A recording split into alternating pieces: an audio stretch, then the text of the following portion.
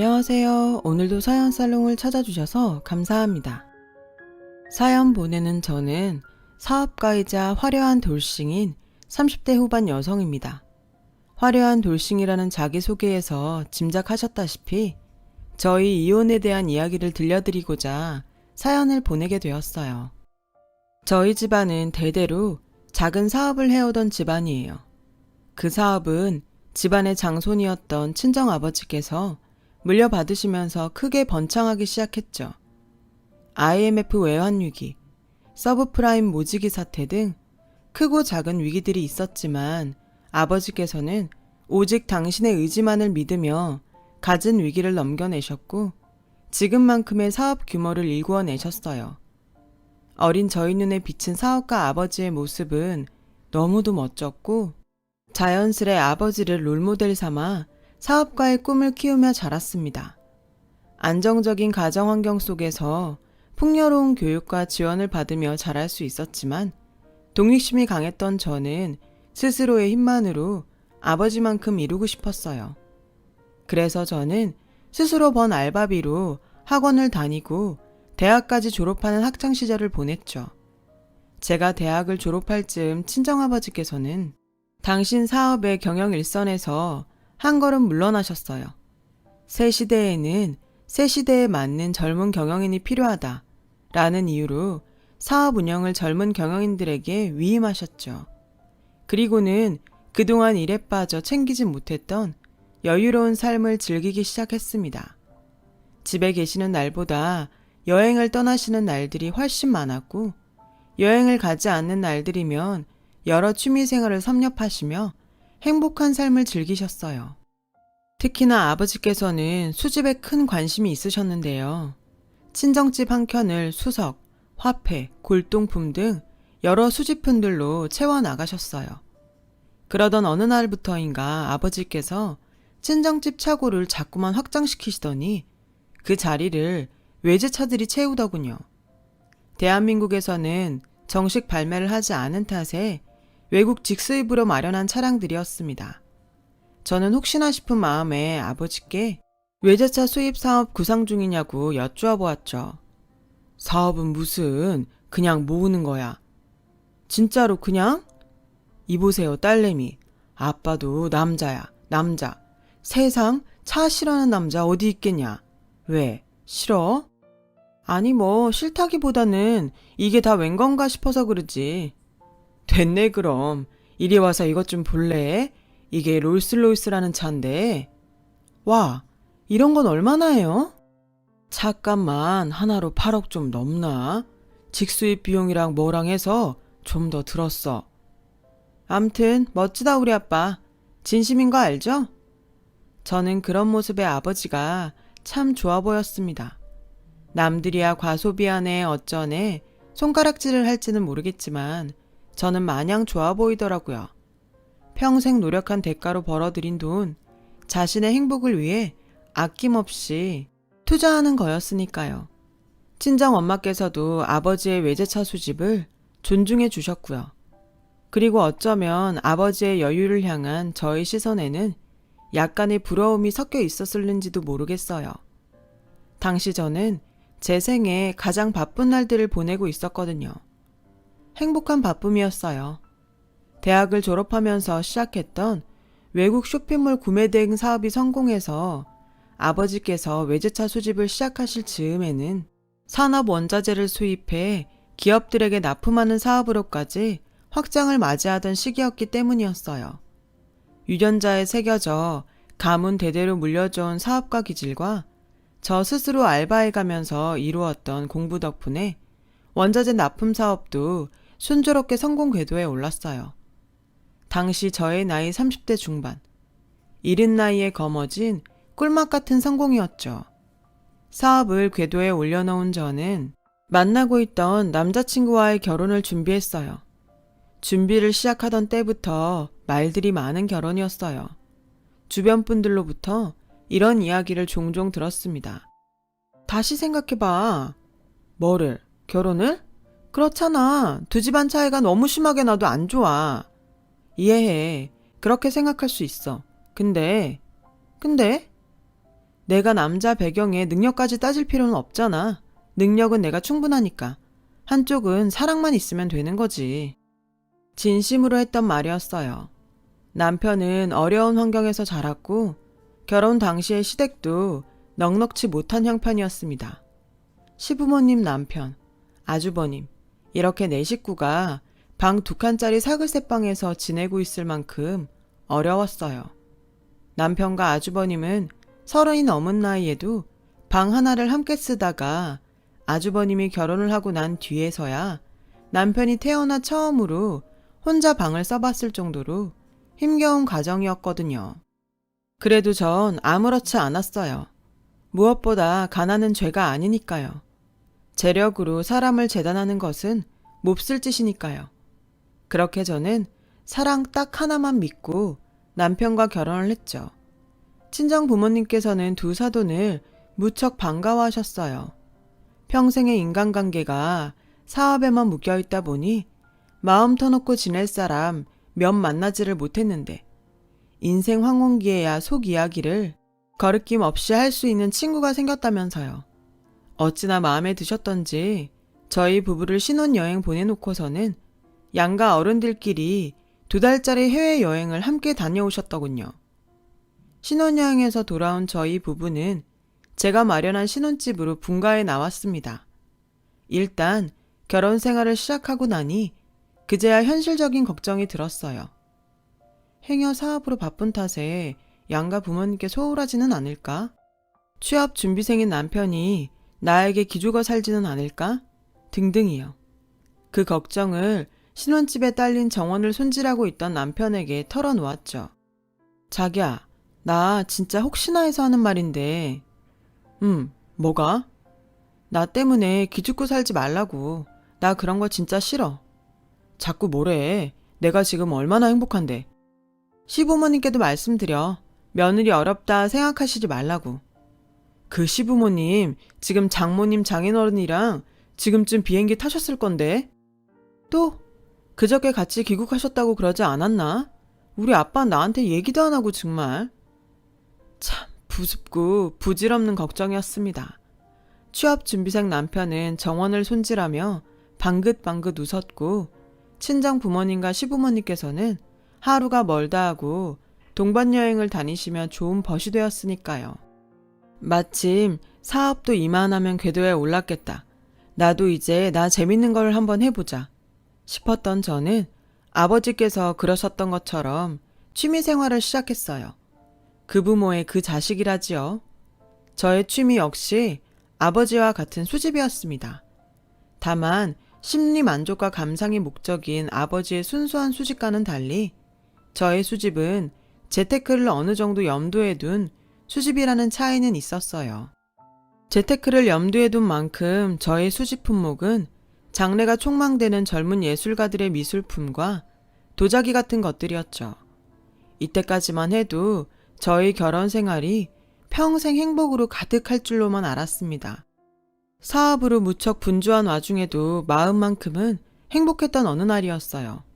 제가 회사에 있는 사이 시부모님께서 남편을 만나러 저희 신혼집에 다녀가셨다는 거예요. 늦은 시간이 되어서야 시부모님을 직접 대접하지 못한 데에 대한 죄송스러운 마음을 품고 귀가한 저는 뜻밖의 사실 하나를 발견하게 되었어요. 제가 아끼던 명품 가방 하나가 없어진 거예요. 집안을 아무리 찾아봐도 그 명품 가방은 보이지 않았어요.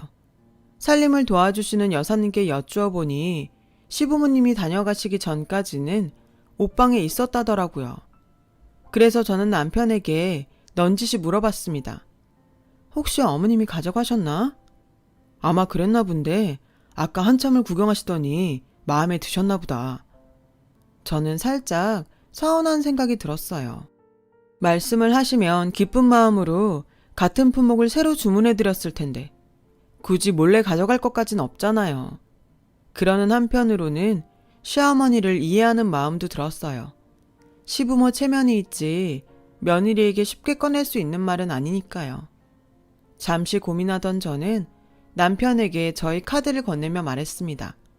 앞으로는 당신이 모시고 다니면서 원하시는 거 있으면 알아서 해드려. 진짜? 그래도 돼?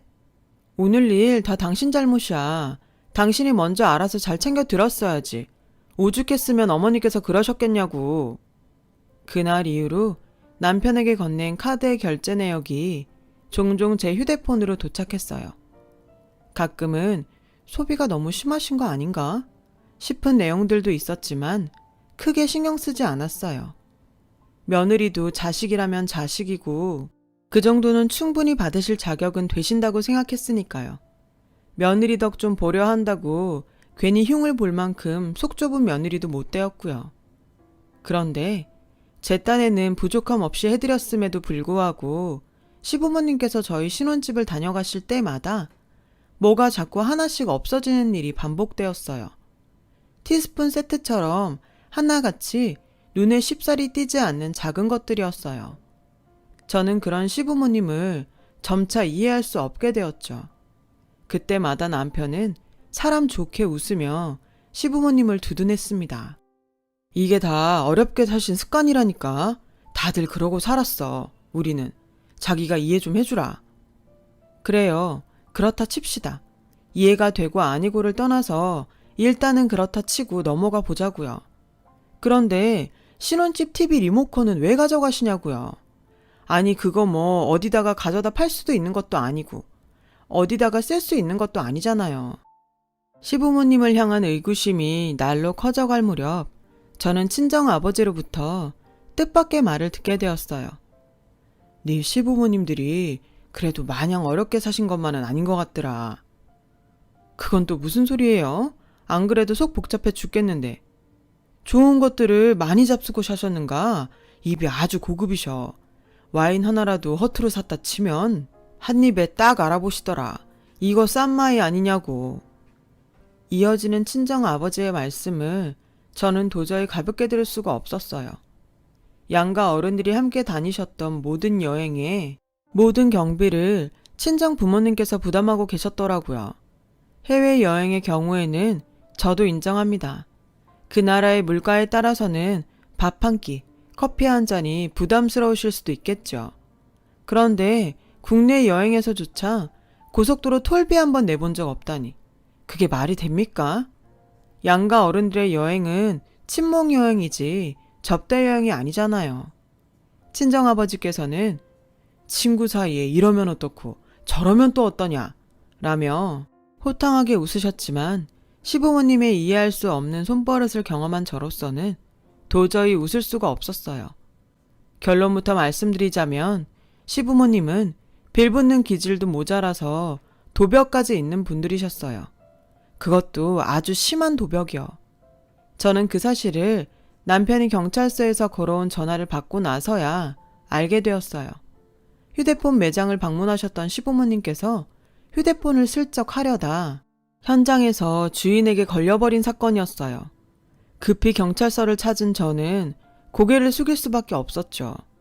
시부모님의 보호자로 경찰서에 와 있는 줄 알았던 남편이 공범이라더군요. 남편과 시부모님이 함께 휴대폰을 슬쩍 하는 장면이 CCTV에 고스란히 남아 있었습니다. 그날 저는 처음으로 남편에게 큰 소리를 내었어요. 당신까지 이러면 어떡해? 내가 뭘? 내가 뭘? 내가 뭘? 시부모님이 5살 먹은 어린애도 아니고 당신이 나서서 말렸어야지. 같이 그러고 있으면 어쩌라고. 아, 알았으니까 소리 좀 지르지 마. 째째하게 굴지도 좀 말고 잘 해결됐으면 끝난 거잖아. 잘 해결돼? 이게 잘 해결된 거야? 내가 나서서 좋게 처리 안 했으면 당신이랑 시부모님이랑 나란히 입건될 뻔했어. 절도죄로. 알긴 아니? 남편은 귀찮다는 투로 입을 꾹 다물어 버리더군요. 그날이 바로 저와 남편과 시부모님이 엮인 이혼 소송의 시발점이었어요. 제가 남편과 시부모님의 손버릇을 어떻게 고쳐놓을까 고민에 빠져있는 사이 친정 아버지께서 큰 병에 걸리셨어요. 친정 부모님께서는 치료를 위해 미국으로 떠나셨고 시부모님께서는 친정 부모님과 함께 보내셨던 시간을 저희 부부와 보내려고 하시더라고요.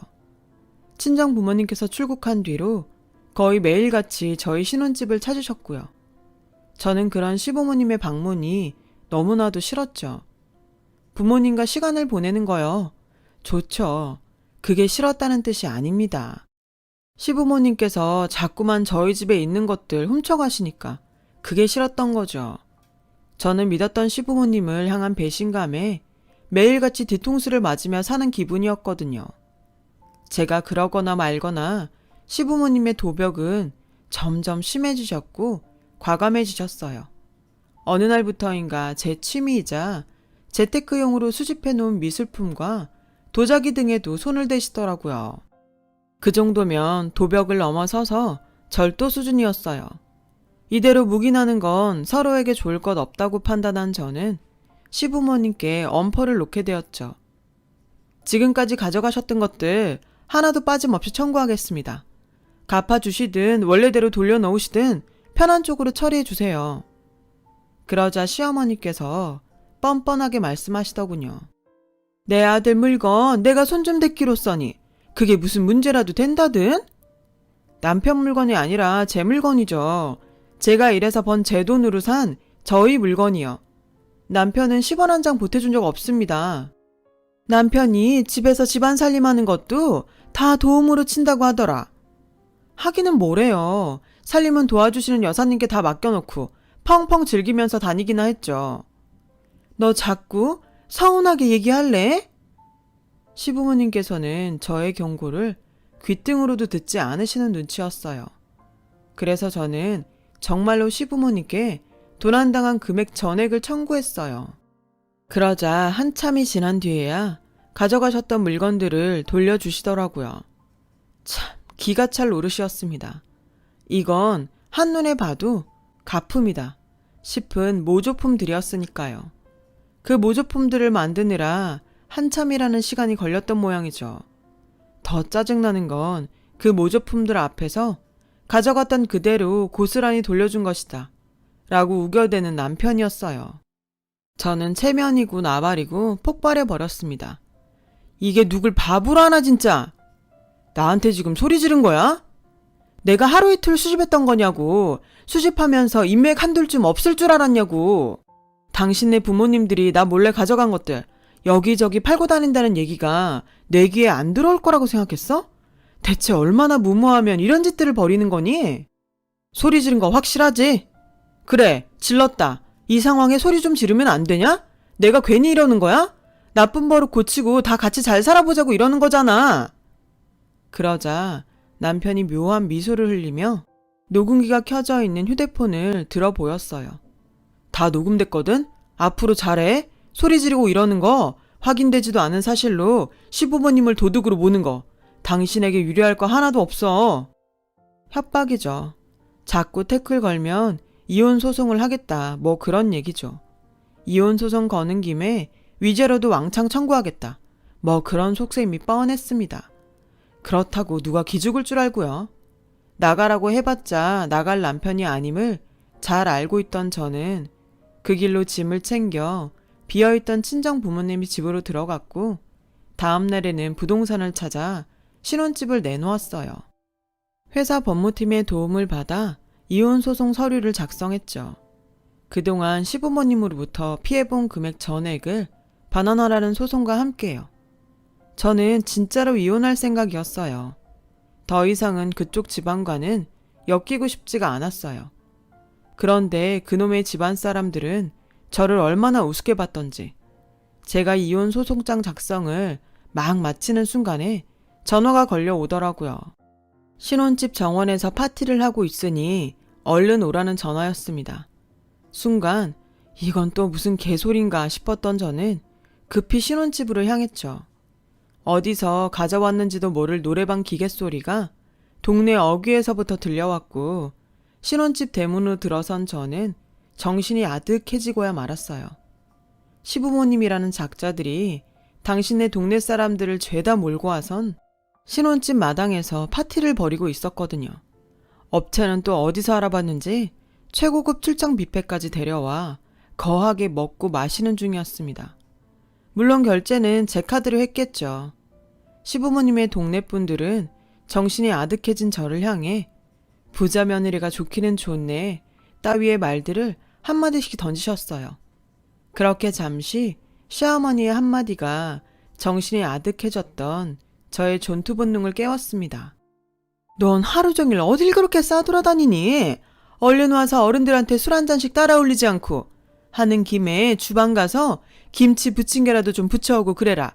최고급이라더만 음식들이 영 별로야. 동네 분들 앞에서 당신들의 체면을 오죽이나 세우고 싶으셨던 모양이죠. 체면도 세울 겸 저의 기도 죽여놓을 작정이었죠.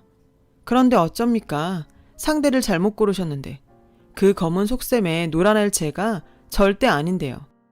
가난이 죄라고는 생각하지 않아요. 그 사람이 어떤 사람인가가 문제지. 뭐야? 세상 모든 가난한 사람들이 당신들처럼 엇나가진 않습니다. 좋은 분들이 훨씬 많으시죠. 그거 지금 우리 들으라고 하는 소리니? 오늘은 일단 놀 만큼 놀고 들어가세요. 단 정원 이용하신 비용이랑 케이터링 비용까지 모두 청구하겠습니다. 시부모님과 동네 분들께서는 저를 향해 뭐라 지탄의 말을 쏟아내었고 그 와중에도 남편은 혹시나 모를 이혼 소송을 대비해 녹음을 하고 있었습니다. 그러거나 말거나 저는 마지막 말을 남기며 돌아섰어요. 나머지는 변호사랑 말씀 나누시죠. 사업하는 것들은 피도 눈물도 없다. 그런 말 들어보셨죠? 그 말이 사실인지 아닌지 제대로 알게 해드리겠습니다. 이쯤 되면 다음에 이어질 저의 행동은 충분히 예상들 하셨겠죠. 그대로였어요. 이혼 소송과 절도 고소를 예정대로 진행했고 연이은 사건들에 대한 모든 비용을 청구했습니다. 그제야 제가 등골 쪽쪽 빼먹힐 만큼 만만한 여자가 아니라는 사실을 깨달았는지 그쪽 집안은 잠잠해지더군요. 사실 제가 직접 이러쿵 저러쿵 하는 얘기를 들을 필요 자체가 없었기도 했어요. 모든 일은 변호사가 다 알아서 진행하고 있었으니까요. 남편이 그동안의 녹음을 바탕으로 결혼 생활의 피해자를 자처하며 재산 분할과 거액의 위자료를 요구한다는 이야기를 전해 듣기는 했지만 그냥 잠깐 즐겁게 웃고 말았습니다. 제깟 것들이 날아 보았자 날파리죠. 모든 재산이 결혼 전부터 저와 저의 친정으로부터 시작된 것들이었던 데다가 만년 취업 준비생이었던 남편이 재산 형성에 기여한 사실조차 전혀 없었던 까닭에 재산 분할? 그럴 건덕지조차 없었습니다. 단 하나 아쉬운 점은 위자료 부분이었어요. 저는 그쪽 집안에게 단 한 푼도 건네고 싶지 않았기에 남편의 이혼 대비용 녹음 파일에 어떻게 대응하나 하는 고민을 시작했어요. 그러는 와중에 제가 급히 미국으로 출국해야만 했어요. 친정아버지의 임종을 지키기 위해서요. 다행스럽게도 친정아버지 곁에서 며칠의 시간을 보낼 수 있었습니다. 아버지께서는 당장이라도 꺼질 것만 같은 목소리로 이따금씩 묻고는 하셨어요. 남편이 잘해주니? 문제없이 잘 지내는 거야? 내 걱정 말고 아빠 몸이나 신경 써요. 얼른 일어나셔야지. 아빠 사회 능력 있어. 걱정 마셔. 요즘 너무 바빠요. 사돈내외는 그 원체 돌아다니기를 좋아하는 양반들이라 나 없음 답답할 건데. 그분들이 그렇게 좋아? 왜요? 좋고 말고 늙음하게 마음 맞는 친구 사귀기가 쉽다니? 그 말을 들은 저는 아버지께서 숨을 거두는 그 순간까지도 이혼 소송 이야기는 일절 꺼낼 수가 없었어요. 그들의 흉악한 모습이야 어떻든 아버지 마음속에 좋고 그리운 벗 하나쯤은 심어들인 채로 보내드리는 것도 나쁘지는 않겠다 싶었거든요. 며칠 뒤 아버지는 떠나셨고 저는 적지 않은 시간을 경황 없이 보냈습니다. 친정아버지의 주검을 국내로 모시는 절차가 여간 복잡한 것이 아니더군요. 고생 끝에 아버지의 주검을 국내로 모셔온 저는 있는 힘껏 장례를 치렀습니다. 물론 남편 쪽 집안에게도 연락했어요. 조문은 받지 않겠다고요. 그러자 정말로 조문을 오지 않더라고요. 그쪽 집안과 엮였던 일들 중 가장 고마운 일이었어요. 하지만 그 고마움은 장례가 끝나기 무섭게 훨훨 날아가 버렸어요. 아버지의 발인을 마치고 친정집으로 돌아온 저는 또다시 남편 쪽 집안 사람들의 흉악한 모습과 마주해야만 했거든요. 남편과 시부모님은 제가 미국에 떠나는 순간부터 발인을 마치고 돌아오던 그때까지 친정집에서 지내고 있더라고요. 제가 청구한 금액들 때문에 살고 있던 집 보증금을 빼야 하는 상황이었다나 어쨌다나 저는 우선 이번 일로 혹시 해고라도 될까 겁에 질려 있는 가사 도우미 여사부터 챙겼습니다.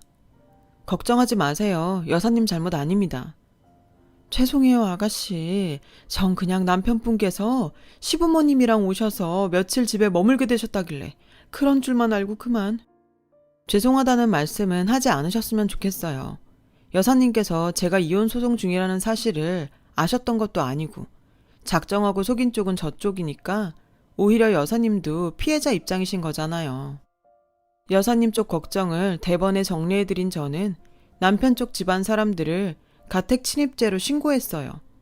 경찰들이 친정집에 도착한 시간은 그쪽 집안 사람들이 모두 도망을 친 다음이었죠. 그런데 혹시나 그 인간들이 또 뭐를 가져가지는 않았나 싶어 집안 여기저기를 둘러보면서 저는 그만 자지러지게 웃고야 말았습니다. 개그 콘서트를 보면서도 이 정도로 웃어본 적은 없었지 싶어요. 당연히 이것저것 뭐를 참 많이 가져가셨더라고요. 그리고 그 중에는 아버지께서 유독 애지중지 아끼던 차값만 8억이 넘어가는 외제차의 키도 함께였습니다. 제가 세상 즐거운 웃음을 터뜨린 지점은 바로 그 외제차의 절도 사실이었어요. 절도 사실을 알게 된 경찰들은 급히 남편과 시부모의 소재를 찾아 나섰죠. 솔직히 박진감 넘치는 자동차 추격정 전도 기대했었지만 다소 맥 빠지는 결과가 나왔어요. 그 비싼 차를 훔쳐놓고는 친정집에서 채 몇 킬로미터를 가지도 못해서 벽에 들이박았다더라고요. 차는 폐차를 해야 하는 상황이었고 운전대를 잡았던 시아버지는 심지어 음주운전인데다가 트렁크에서는 훔쳐간 물건들이 쏟아져 나왔답니다. 게임 끝났죠. 저는 주체할 수 없는 웃음을 마음껏 웃으며 사고 현장으로 향했어요. 돈값을 제대로 하는지 폐차를 해야 할 만큼 큰 사고였음에도 불구하고 남편과 시부모 모두 멀쩡하더군요. 거기서 또 한 번 웃었어요. 맨정신에 맞은 뒤통수야말로 정말 아픈 뒤통수거든요. 마침 음주 사실이 확인된 시아버지라는 작자가 수갑을 차고 있는 순간이었어요. 그 앞에다 대고 저는 또 한 번 세상이 떠나가라 웃으며 외쳤습니다. 아이고, 죄가 하나 더 늘어나셨네요. 웃어? 너 지금 웃냐? 당신 사이코패스야? 그럼 내가 지금 웃게 됐지 울게 생겼어? 하긴 다 알게 되면 너는 펑펑 울겠다, 억울해서. 말을 마치기 무섭게 미국에서 가져왔던 서류 한 장을 남편에게 건넸어요. 서류를 찬찬히 보던 남편은 허공에다 대고 괜히 빽 소리를 지르더군요. 남편에게서 서류를 전해받은 어머님은 그 자리에서 실신했습니다. 제가 준비해 갔던 서류. 아니죠. 저의 친정아버지께서 그쪽 집안 사람들을 위해 준비하셨던 서류는 그쪽들이 박사 내어놓은 차를 그쪽들한테 양도하겠다는 서류야. 봐서 다 알겠지만 다 알아서 빡쳐 죽을 지경이겠지만 그래도 말로는 한번 전해줘야 할 것 같길래. 그 서류는 그들이 훔쳐가서 사고를 내버린 바로 그 고급 외제차를 그들에게 양도하려는 아버지의 서류였던 거예요.